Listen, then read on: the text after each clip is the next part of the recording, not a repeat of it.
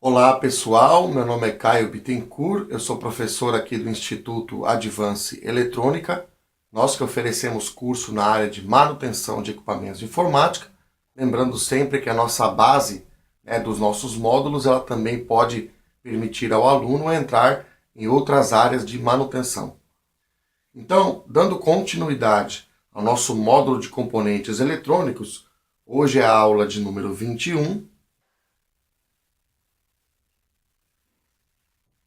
A gente quer falar sobre o componente eletrônico chamado indutor. Então, hoje a gente vai entrar num tópico novo que a gente precisa entender sobre esse componente, que é um componente que vai estar presente aí nos equipamentos que a gente vai dar manutenção. Então, para a gente falar do indutor, a gente precisa primeiro entender algumas coisas em relação a grandezas elétricas. Por exemplo, quando a gente aprendeu lá nas primeiras aulas, a gente aprendeu que o núcleo do átomo ele tem uma concentração de prótons aqui no centro e nêutrons, e em volta desse núcleo a gente tem os elétrons que fazem orbitar em volta aqui do núcleo. A gente aprendeu isso lá na aula de número 1. Foi a base que a gente usou para poder depois continuar dentro do conceito que a gente aprendeu. E a gente aprendeu que os elétrons eles caminham aqui em volta do núcleo. Então, estou recordando você aí dentro do que a gente já aprendeu. Dentro desse conceito da estrutura do átomo, a gente aprendeu que o elétron ele tem carga. Então, eu vou colocar aqui o elétron, ele tem carga negativa. Até aí, nenhuma novidade. O que a gente quer passar para você é que o elétron ele está girando em volta do núcleo do átomo. Então, aqui no centro está cargas positivas, que são os prótons e os nêutrons, e em volta a gente tem as cargas negativas, que são os elétrons que estão girando. E o elétron ele se movimenta tanto nesse sentido, ou seja, ele gira em torno de si mesmo, que é esse movimento aqui, ó, movimento de translação, se não me engano, talvez vou trocar o nome, mas eu creio que é translação, e o elétron também gira em volta, então ele tem um movimento de rotação, que é esse movimento aqui, ó. Ele está rodando em torno de um ponto central, que seria o núcleo. Então ele está se movimentando de duas formas. Ele está fazendo translação e ele está fazendo rotação. Por que eu estou chamando a sua atenção para isso? Porque o elétron ele está constantemente se movimentando, ele está constantemente executando o movimento. E quando esse movimento está acontecendo, nós vamos entender agora que, em função do movimento que o elétron faz, essa carga negativa que eu estou colocando aqui, ele não vai expressar somente o campo elétrico, que é a carga elétrica, aquela carga que produzia o DDP, lembra? A altura, a diferença de potencial, o volt. Isso aqui a gente já tem aprendido. Isso aqui depende do quê? Da carga. Da carga do elétron. Então a carga do elétron, a carga elétrica, de natureza elétrica, é o que faz com que o elétron faça aparecer a tensão, o volt. Só que por ele estar com carga elétrica, note bem o detalhe que aqui está o conceito que nós precisamos entender. Por ele ter carga elétrica e essa carga elétrica estar se movimentando dessas duas formas aqui, esse movimento da carga vai fazer aparecer no elétron uma outra grandeza elétrica que não é a carga somente. A carga está nele, está aqui a princípio, contida nele, mas ele vai expressar a grandeza magnética. Então ele vai ter uma orientação aqui, ó, que é chamada de orientação magnética.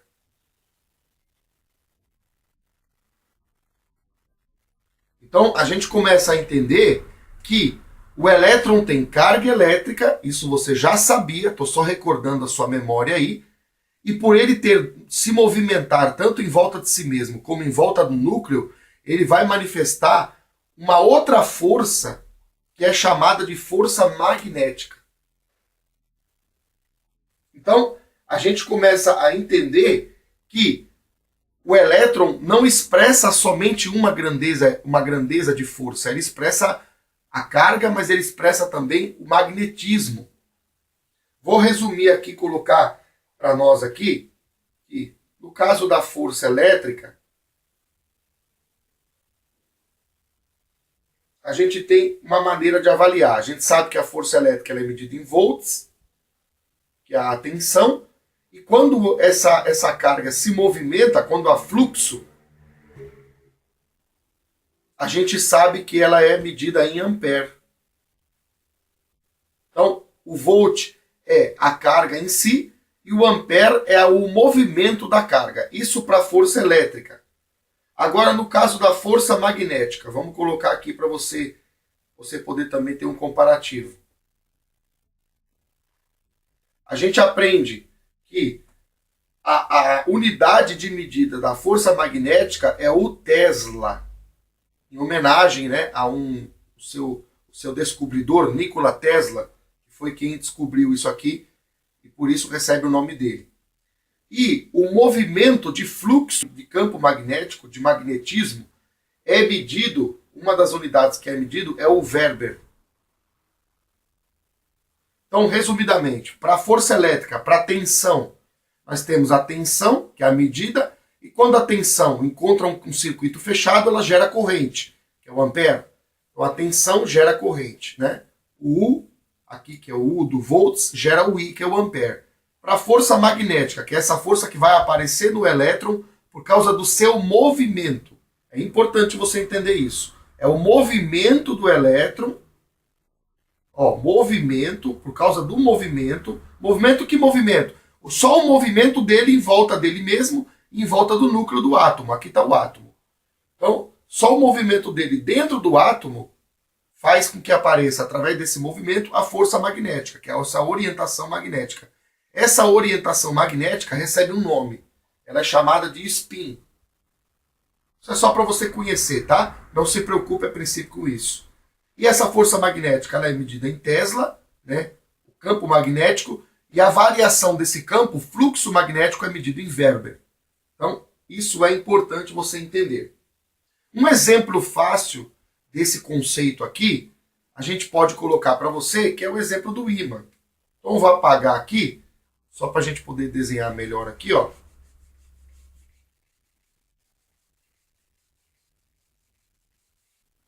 Como é que a gente pode ter um exemplo disso aqui? A gente tem um material, que é o conhecido ímã, aquele ímã que você tem nos alto-falantes, aqueles ímãs que são ímãs permanentes, aquele ímã de geladeira, temos vários exemplos aí. E você tem, num determinado material, você tem que os átomos, o spin, ou seja, a orientação dos elétrons daquele material, na sua maioria, eles estão apontados para um determinado lado. Então essa orientação que tem lá dentro do átomo, né, ele está se movimentando, está gerando a força magnética, além da elétrica, que você já conhece, ele está fazendo com que essa força magnética esteja num sentido prioritário. Então a maioria dos elétrons estão apontando, por exemplo, para cá. E isso gera naquele material uma condição dele se tornar um ímã permanente. E esse ímã permanente, ele apresenta dois polos, o polo norte e o polo sul. Da mesma forma que quando você tem eletricidade, você tem lá na sua bateria, né, que a gente está sempre trabalhando, você tem o positivo, você tem o negativo, né? Tem falta de elétron e tem sobra de elétron. Só que a gente já está cansado de saber, estou só fazendo um comparativo. Então, a DDP é a força elétrica, é a carga elétrica. Agora, no caso da magnética, é a mesma coisa, também há uma polaridade. A polaridade é chamada de polaridade norte e polaridade sul. Então, se um material tem os elétrons, cada um apontando para um lado, ele não vai ser magnético, você não vai perceber que ele tem magnetismo. Mas se ele tiver uma orientação, que a maioria dos elétrons, dos átomos que compõem esse ímã, estiver apontando, por exemplo, para esse direcionamento, ele vai ser manifesto, ele vai apresentar uma condição de ímã. E aí é a condição daqueles ímãs que a gente usa, que pega lá dos alto-falantes, que gruda na geladeira, como eu falei. Da mesma forma que acontece com eletricidade, esse polo magnético ele tem uma orientação. Então, ele tem uma orientação assim, ó. E aqui, o campo magnético ele sai, e no polo sul, o campo magnético ele entra. Então, se nós fôssemos desenhar, ia ficar assim, ó. As linhas de campo seria mais ou menos isso daqui. Claro que tem muito mais do que eu estou desenhando. Estou só fazendo aqui para poder representar para você, tá? Como é que se comprova isso na prática? Se você pegar um ímã desse aqui, você pega uma limalha de ferro, que é um material que é sensível ao magnético, ao magnetismo, e você deposita ela aqui, você vai ver que ela vai formar um desenho parecido com essas linhas, porque as linhas magnéticas vão influenciar a limalha, que é um material que é magnético, e esse material vai ser orientado nesse formato aqui. É por isso que a gente sabe e temos como confirmar na prática que existe um campo magnético que está sendo colocado dessa forma, desse formato aqui que eu estou mostrando para vocês. Por que é importante a gente entender isso? Porque se a gente não entender isso, a gente não consegue entender, na verdade, o componente indutor. Essa base que eu estou passando aqui para vocês é a base que você precisa entender para poder entender a força magnética que vai atuar no indutor. Então, é isso que nós queremos mostrar para você. Continuando agora, né, no exemplo, para nós entendermos mais sobre o componente indutor, vamos apagar aqui, para nós podermos trabalhar dentro do conhecimento do indutor. Então, entendido o magnetismo, entendido que o movimento, você tem que gravar isso na sua cabeça, o movimento do elétron em volta dele mesmo, translação, em volta do átomo, rotação, está produzindo o spin, está produzindo a orientação magnética. Se todos estiverem orientados, a grande maioria dos elétrons orientados para um determinado lugar, o material vai se comportar como um ímã. Isso acabamos de mostrar para você. Aí nós vamos entrar então agora num conceito que é parecido com esse, só que não é em relação ao átomo, é em relação a um circuito. Vamos colocar uma fonte aqui, ó. Colocar um resistor aqui, para a gente poder limitar a corrente. Desenhar melhor esse resistor aqui, ó. Para a gente limitar a corrente. Então, eu tenho um U aqui, eu sei que vai aparecer uma corrente I, né? Que vai ser a divisão do U pelo R, você já sabe. Então, vai aparecer uma corrente I. A corrente I, se você usar o conhecimento que você já tem, você sabe que corrente é movimento. Movimento de quê? De carga, de elétron. Então, o elétron, a corrente, vai manifestar o quê? O movimento. Por isso que tem até a setinha apontando no sentido do movimento. Né? O movimento das cargas aqui no fio é a corrente. Então, isso aqui, você tem que associar com isso aqui, ó. Quando esse movimento de elétrons acontece aqui no fio, note o detalhe, vai aparecer em torno do fio um campo magnético.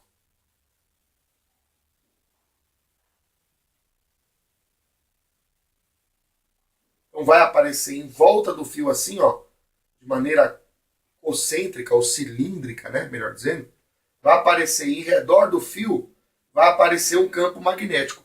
O campo magnético ele é conhecido pelo vetor da letra B, tá? Por que é a letra B a gente não sabe, mas foi denominado que, da mesma forma que I é para corrente, né, B é para campo magnético.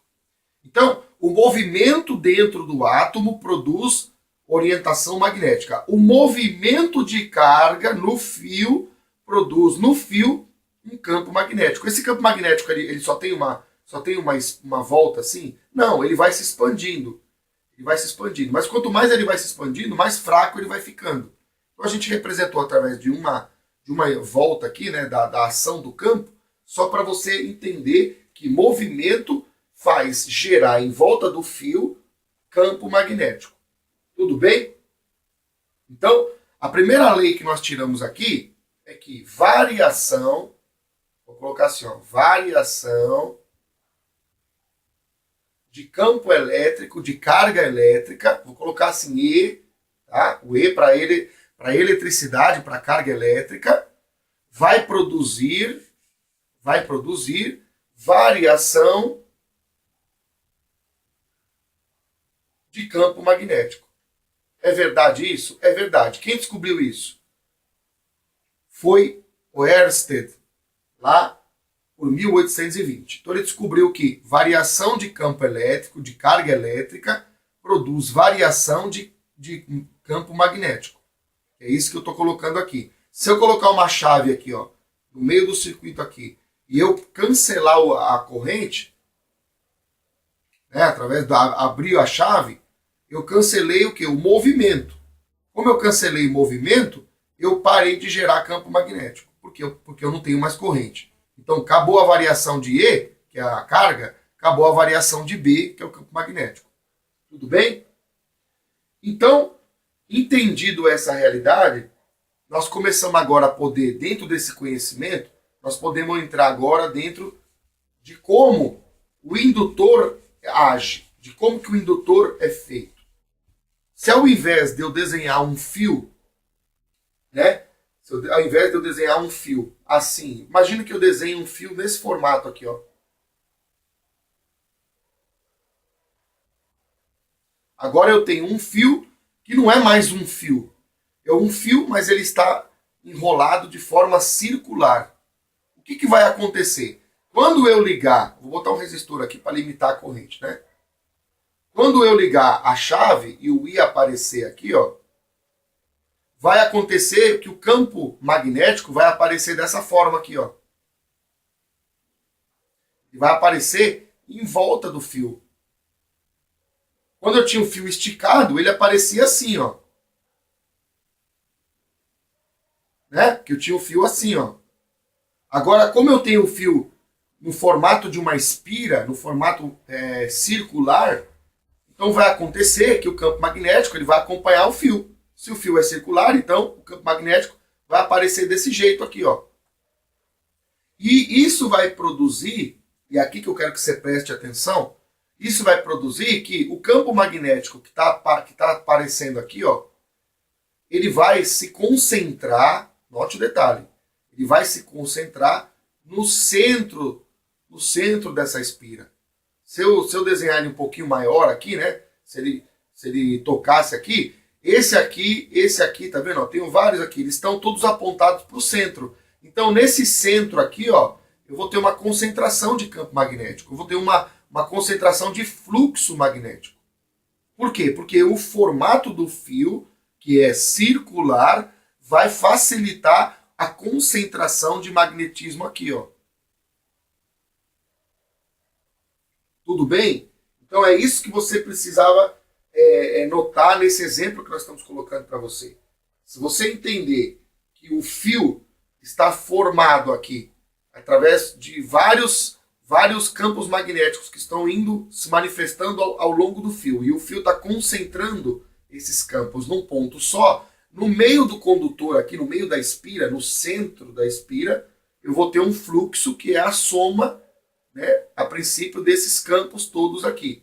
Então, eu vou concentrar o campo por causa do formato que é circular.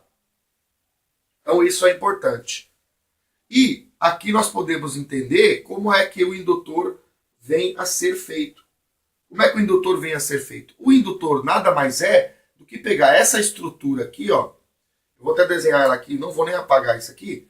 É como se eu colocasse aqui o condutor e eu dou uma volta, dou uma outra volta, dou uma outra volta, dou uma outra volta, dou uma outra volta, dou um número muito grande de voltas. Eu estou pegando essa espira que está aqui, que está concentrando o campo aqui, e eu estou multiplicando esse efeito. Eu estou pegando, de vez de eu dar uma volta, como eu fiz aqui, ó, fiz só um círculo, eu estou fazendo um círculo, outro círculo, outro círculo, outro círculo, outro círculo. Eu estou multiplicando a quantidade de círculos. Ou seja, eu vou multiplicar a quantidade que a gente chama em eletricidade de espira. cada volta dessa completa é chamada de uma espira. Então eu tenho muitas espiras. Se você usar o conhecimento que você entende aqui, que aqui numa espira há uma concentração de fluxo no centro. Se eu tenho várias espiras, eu vou ter uma concentração ainda maior. Então o que vai acontecer? No meio do indutor aqui, ó, no meio do indutor, eu vou ter uma concentração de fluxo, que é onde eu estou aqui, ó, a princípio, marcando aqui no desenho. E esse fluxo aqui, se a minha fonte for uma fonte de tensão DC, ele vai se parecer muito com aquele ímã que eu desenhei para você.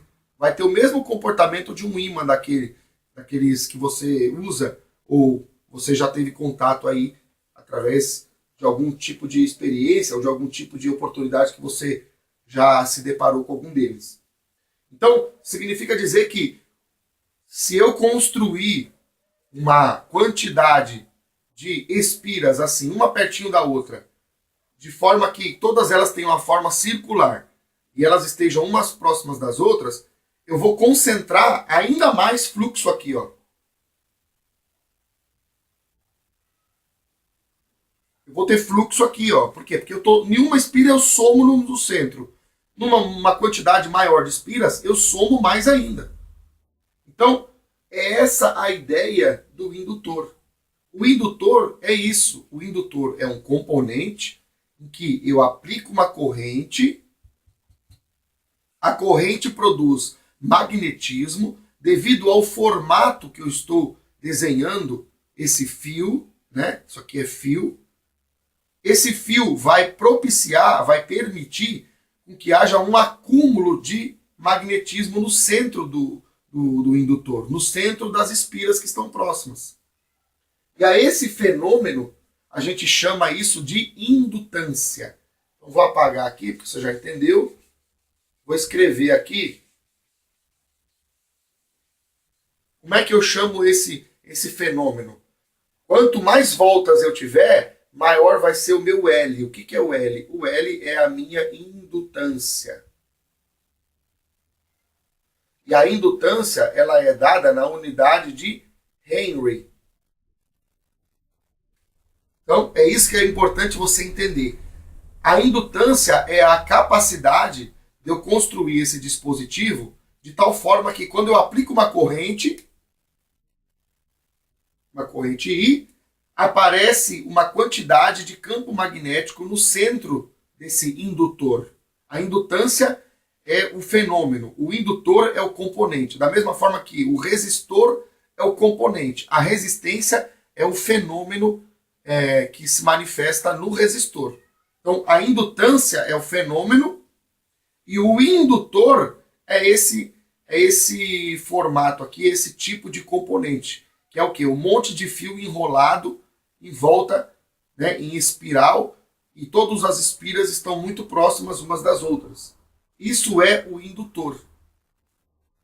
Para que vai ser usado esse indutor? Para muitas coisas. Você vai se deparar com esse indutor de muitas formas. A forma que nós temos de calcular a indutância, né, que é dada em Henry, que é o que vai produzir, quando vai aplicar a corrente, o magnetismo, ela é dada de algumas maneiras. Vamos colocar algumas formas aqui para você poder ter um pouco de base. Por exemplo, isso não precisa decorar, tá? Isso não precisa decorar. Isso aqui é só para você saber.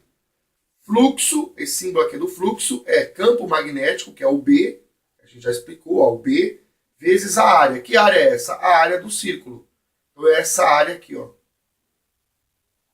Como é que calcula a área do círculo? Aí é só você pegar a formulazinha de cálculo da área, né, que tem a ver, acho que é πr quadrado, se não me engano, mas isso não é difícil, aí é geometria, né?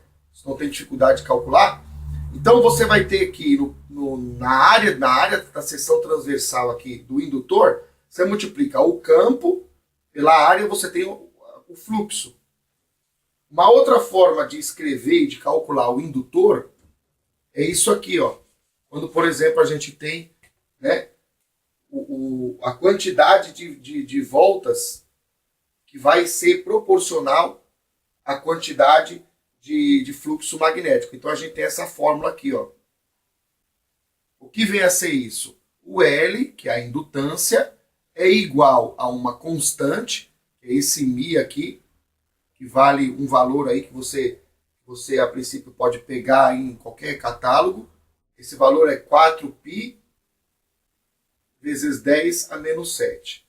Não se preocupe com esse valor, tá? Isso é uma constante. Se você precisar calcular algum tipo de indutor, você vai buscar isso facilmente. E o N é o quê? O número de voltas. Então fica aqui claro que quanto mais voltas eu tenho, maior é o L. Foi o que a gente acabou de mostrar. Vezes a área, né? Vezes a área da seção transversal aqui, dividido por esse comprimento aqui, ó. Então, esse L, eu vou até desenhar ele aqui para ficar igual da fórmula. Esse L aqui é essa distância aqui, ó.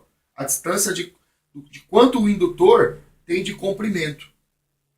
Então, de novo, uma constante vezes o número de voltas vezes a área da seção transversal dividido por esse comprimento. Então quer dizer que se o indutor for muito longo, o L vai cair, porque ele está embaixo, está dividindo. Quer dizer que se o número de voltas for muito grande, o L vai aumentar, porque é o número de voltas elevado ao quadrado. Está fazendo sentido? Tá. E quanto mais volta eu tenho, mais concentração de campo eu vou ter no centro aqui do indutor. Tudo bem? Uma outra forma de se calcular é essa daqui, ó. Vou até apagar isso aqui, porque a gente já entendeu. A gente poder ficar livre aqui para podermos anotar o que é importante aqui para a gente seguir.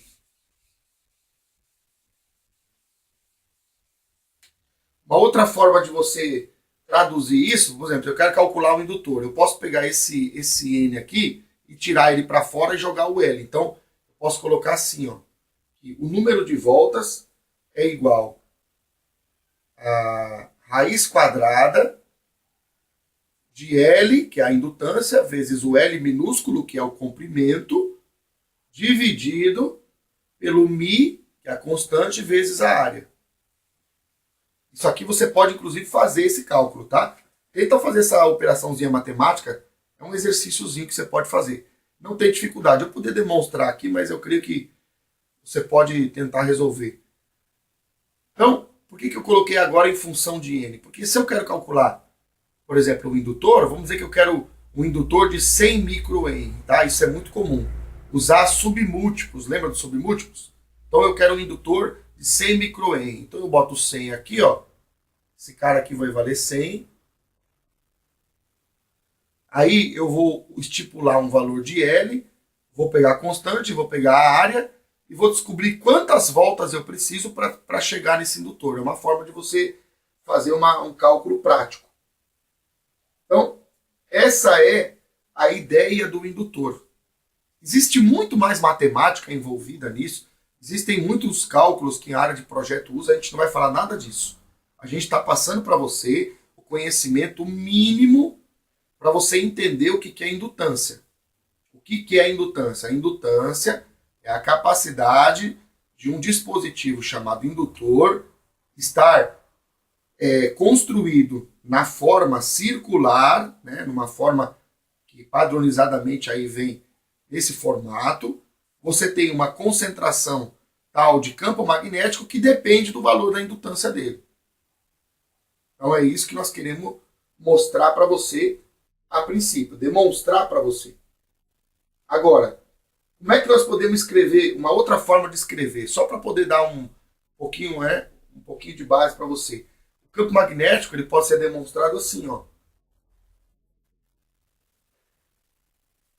O que quer dizer isso aqui? Quer dizer que quanto maior o número de espira, maior o campo magnético. Quanto maior a corrente, aonde eu queria demonstrar para você, ó, maior o campo magnético. Faz sentido? Faz. Porque se a corrente é movimento, lembra que comecei explicando que tudo que aparece de magnetismo é porque a carga se movimenta. A corrente é movimento. Então, se a corrente aumenta, ó, então o campo tem que aumentar também. Faz sentido? Faz sentido. Porque o I está aumentando, o B está aumentando. Então, a gente pode enxergar que quanto maior a corrente que eu aplicar aqui no indutor, mais campo eu vou ter aqui. Tudo bem? Então, isso é o que a gente queria, a princípio, demonstrar para você. O indutor é um componente que gera magnetismo, um campo magnético, em função de eletricidade, em função de tensão. Toda vez que aplicamos tensão no indutor, o indutor vai produzir campo magnético que vai estar concentrado no seu interior. O quanto de campo vai depender da indutância, que é dada em Henry. Então isso é importante você entender. E o que o indutor faz, né, entre outras coisas que é básico que nós precisamos saber? O indutor, ele faz algo que você já aprendeu. Você lembra que quando a gente aprendeu capacitor e resistor, eles eram opositores? Por exemplo, o capacitor ele armazena. Ele armazena energia. Certo? Isso aqui a gente aprendeu. O resistor faz o contrário. O resistor consome energia. Consome energia. Tudo bem? E o que o indutor faz? O indutor faz a mesma coisa que o capacitor. Só que ele faz isso de uma forma diferente. Ele também armazena energia.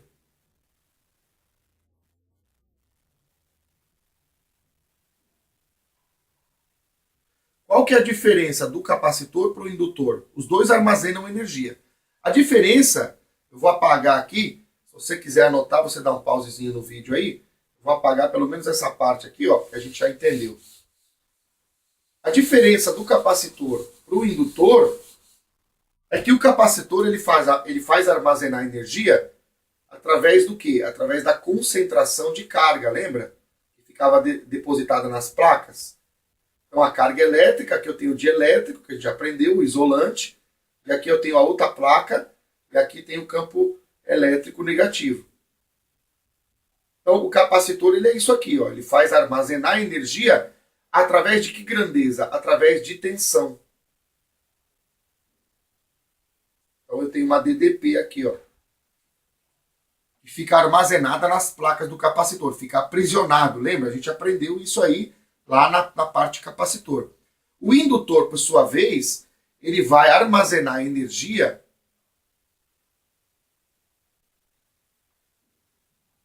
através do quê? Através de campo magnético.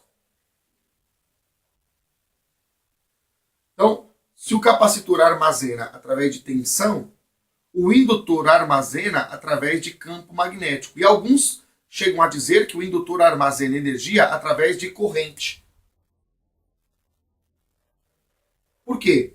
Porque quando eu coloco tensão e ele gera o campo magnético, e é isso que você precisa entender. Quando eu aplico uma tensão e gera um fluxo magnético, gera um magnetismo aqui no centro, está concentrado aqui. Quando eu desligar essa fonte externa, esse campo magnético ele vai se descarregar através de uma corrente que vai circular por aqui, ó. Então ele vai liberar uma corrente. Então alguns dizem que o indutor armazena em forma de corrente. Na verdade, ele armazena em forma de campo. É que o campo sempre gera uma corrente. Então a gente pode entender assim também. Assim como o capacitor armazena em forma de tensão. Quando eu ligo um resistor no capacitor aqui, ó, também não vai aparecer uma corrente? Ele vai se descarregar a princípio, né, liberando essa energia. Isso a gente vai ver em detalhes lá no módulo 2. Mas só de entendimento assim bem básico, tanto o capacitor como o indutor, eles são armazenadores de energia. Então é isso que você tinha que entender, né, para você conhecer o componente. Senão eu vou estar fazendo o cálculo, você não vai estar entendendo por que o componente tem aquele comportamento. A forma que nós temos de descrever a energia que o indutor armazena é assim, ó. É essa aqui. Meio de L vezes I ao quadrado. Essa aqui é a fórmula que descreve a energia armazenada no indutor. O que está relacionado nessa fórmula? A indutância, aqui ó, indutância e a corrente. Então quanto maior a indutância e maior a corrente, que é movimento, você já aprendeu, maior é a energia que ele armazena. Tudo bem? Então é isso que você precisava entender. E uma última coisa que nós queríamos mostrar para você, dentro desse conceito de indutor, é que o indutor ele é um componente que pode ser montado de várias formas diferentes. Então vamos colocar aqui, vamos desenhar aqui, ó, para você compreender bem esse conceito. Então eu tenho aqui o indutor, ó, e no caso, no núcleo dele, aqui no centro dele, que é essa parte aqui, ó, eu a princípio não tenho nada. Então a gente chama esse indutor de núcleo de ar. Eu poderia pegar e colocar, por exemplo, um material aqui que é chamado ferrite. E em volta desse material eu enrolar o indutor, ó, tá vendo? Então o núcleo desse indutor não é mais o ar, é o ferrite. Um outro indutor, eu poderia colocar no núcleo dele, poderia colocar pó de ferro. É um outro tipo de núcleo.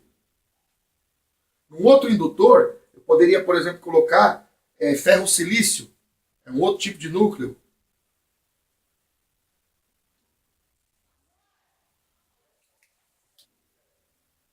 Um outro tipo de núcleo poderia ser, por exemplo, né, o pó de uma liga metálica. Então, existem vários tipos de núcleo que eu poderia colocar no centro aqui do indutor. Para que isso é feito? Por que isso é feito? Né? Existem núcleos, inclusive, que estão sendo desenvolvidos. A tecnologia está avançando e alguns materiais novos vão sendo colocados aqui no centro. Para que isso é feito? Qual é o objetivo disso? É que se o material que eu colocar no centro do indutor ele for sensível a magnetismo, quando eu aplico uma corrente e gera-se um campo magnético no centro do indutor, o fato é que esse material que está no núcleo, ele se magnetiza também. Então, ele aumenta a capacidade da indutância, ele aumenta a capacidade do indutor armazenar energia. Então, ele tem uma indutância que cresce muito, tipo, quando eu coloco o núcleo, ele fica 100 vezes maior o L. Então, quando eu for aplicar tensão e magnetizar ele, ele vai armazenar muito mais energia, porque a sua indutância é muito maior. Então, é isso que faz com que a gente tenha tipos de núcleo diferentes em indutores. Então, o que a gente queria passar para você a princípio era isso. A indutância ela é o fator que vai dar para o indutor a condição dele ter mais ou menos energia que vai ser armazenada através de campo magnético. E, dependendo do tipo de aplicação, a gente vai ter ou ferrite, ou ferro silício, ou pó de ferro e assim por diante. Então era essa a ideia básica do indutor. E o indutor é um componente muito usado, né? A gente vai ver isso aí tanto no módulo 3 como no módulo 4. A gente vai usar, né, nas nossas manutenções aí, a gente vai usar os conhecimentos que nós estamos conhecendo hoje a respeito de indutância e de indutores. Tudo bem? Então era isso que a gente queria passar para você na aula de hoje. Espero que você tenha compreendido. E vamos ficando então por aqui. Um grande abraço e até mais.